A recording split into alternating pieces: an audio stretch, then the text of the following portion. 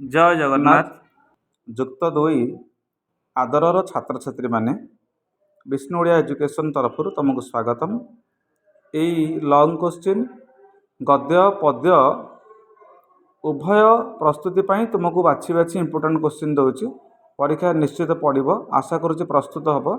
ତେବେ ମନେ ରଖିବ ଛାତ୍ରଛାତ୍ରୀମାନେ, ପ୍ରଥମେ 1.5 ମାର୍କ ପାଉଛ ତୁମେ କୋଟେସନ୍ ଦେବ, କବି ବା ପ୍ରାବନ୍ଧିକଙ୍କର ପରିଚୟ ରଖିବ।